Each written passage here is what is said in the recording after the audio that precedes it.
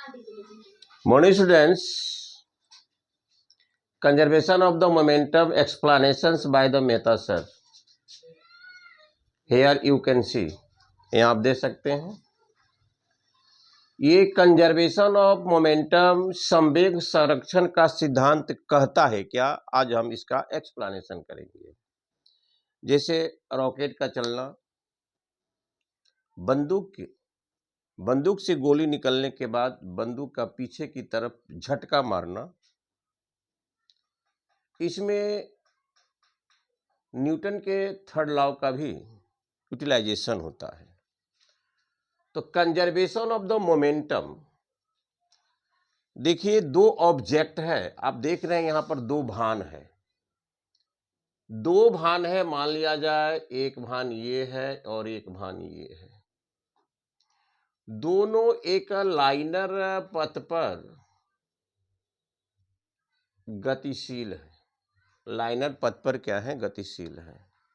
अगर दोनों के आप मास और वेग की चर्चा अगर आप करते हैं तो मान लिया जाए कि इसका वजन हम 100 केजी मान लिए और इसका वेग मान लिए हम 50 मीटर पर सेकेंड,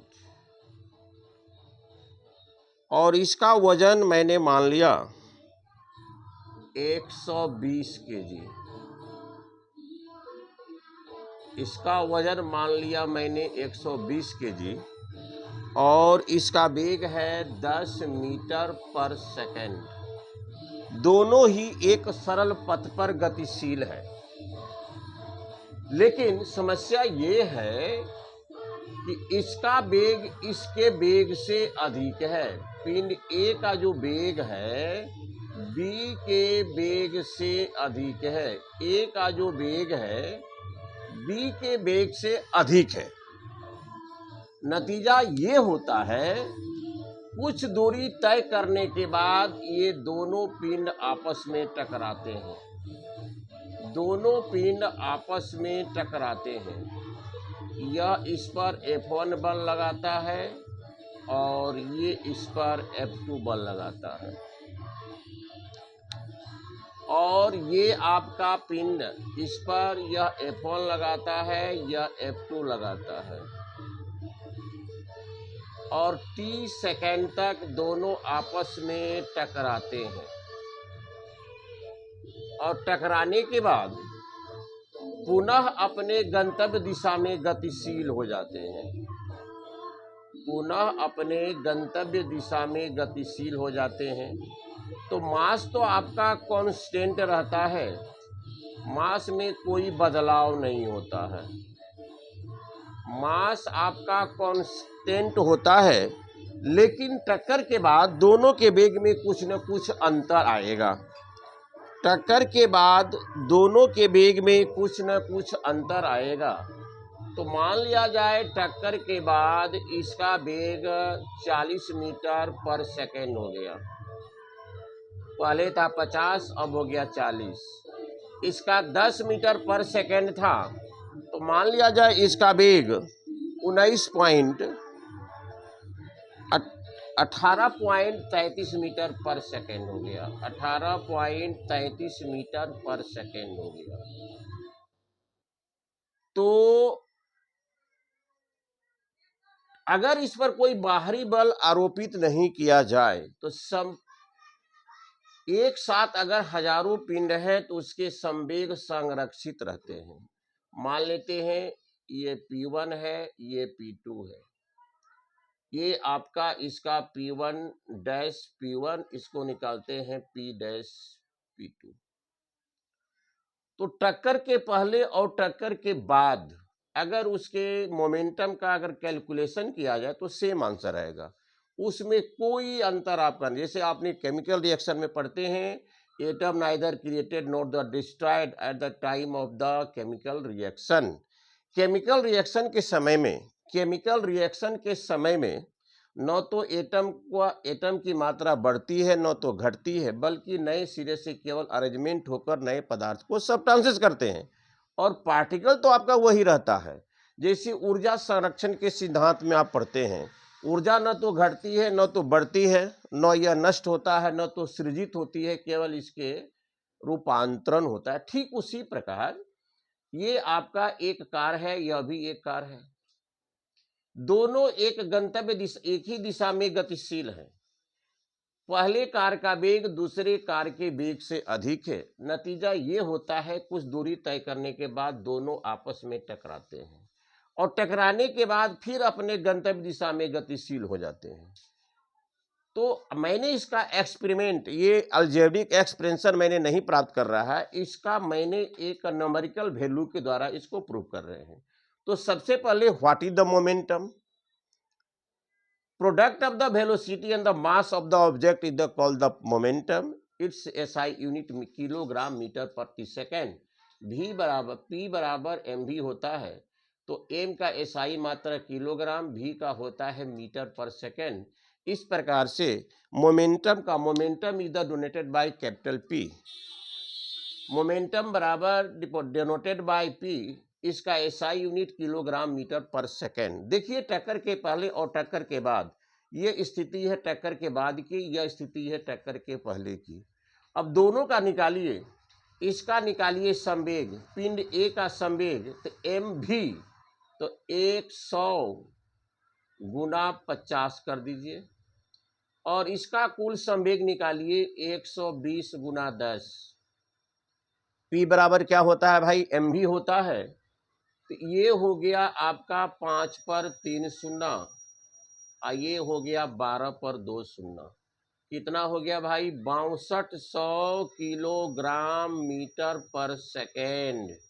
ये टक्कर के पहले, ये जो स्थिति है यह टक्कर के पहले है, यह जो स्थिति है टक्कर के पहले, यह स्थिति है टक्कर के पहले। और टक्कर के बाद का देखिए, हम लोग पढ़े हैं न्यूटन के थर्ड रूल से, क्रिया एवं प्रतिक्रिया बराबर एवं विपरीत दिशाओं में, action and the reaction are equal in the quantity but their direction is the opposites. तो टक्कर के बाद देखिए इसका कितना हुआ, mv, मोमेंटम बराबर मास product of the mass and the velocity, इसको कीजिए 100 गुना 40, इसका आपका है 120 गुना 18.33 कीजिए, इसका हो जाएगा 4000, और इसका हो जाएगा 120 गुना 18.33 करेंगे तो 2199.33, 99.6, 2099 पॉइंट आपका हो जाएगा 6। दोनों को जोड़ते हैं हम तो 6199.6, नियर अबाउट में अप्रोक्सीमेटली में यह दोनों टक्कर के बाद की स्थिति इतना है किलोग्राम मीटर प्रति सेकेंड। देखिए यहाँ भी 6200, यहाँ भी अब 6200 हुआ। तो अब रही बात कि इस वेग को मैंने कैसे निकाला। मान लिया जाए, सूत्र इसको हम अलजेब्रिक में पढ़ेंगे, m1 u1 m2 u2 बराबर m1 v1 m2 v2। एक क्वांटिटी, दो क्वांटिटी, तीन क्वांटिटी और चार क्वांटिटी और पांच क्वांटिटी। m1 m1 तो सेम वही है, ये कांस्टेंट रहता है। एक v1 हो गया, एक v2 हो गया, एक u1 हो गया, एक u2 हो गया। इस चार में से कोई तीन दिया हुआ है तो चौथे को आप निकाल सकते हैं। जैसे यहाँ पर 1 2, यह भी अननोन, यह भी नॉन था, यह भी नॉन था, यह भी नॉन, यह भी नॉन, यह नॉन था। इसको मैंने कैलकुलेट करके निकाला। किस सूत्र पर भाई, m1 into u1 plus m2 into u2 बराबर m1 into v1 plus m2 into v2। तो इसको हम लोग, ये कैसे हुआ, ये हम इसका एक्सप्लेनेशन कल करेंगे। मैंने यह प्रैक्टिकल किया, एक तरह का एक्सपेरिमेंट किया। कंजर्वेशन ऑफ द मोमेंटम कहता है, अगर किसी वस्तुओं के समूह पे बाहरी बल कार्य नहीं करे तो वस्तुओं का कुल संवेग संरक्षित रहता है। जैसे ऊर्जा के संदर्भ में, जैसे आपका एटम के संदर्भ में हम लोग पढ़ते हैं, तो ये दो ऑब्जेक्ट हैं और दोनों एक ही दिशा में गतिशील हैं। इसका वेलोसिटी इसके वेलोसिटी से अधिक है, जो कि m1 m2 कह के दिखाया गया है। मैंने m1 को 100 किलोग्राम माना है, m2 को 120 किलोग्राम माना है। इसके वेलोसिटी को 50 मीटर पर सेकेंड, इसके वेलोसिटी को 10 मीटर पर सेकेंड।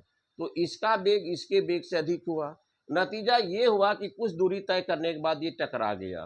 तो इसका तो मास तो वही रह गया, मास इसका तो आपका वही रह गया, कितना, 100 किलोग्राम, और वेलोसिटी 50 से 40 हो गया।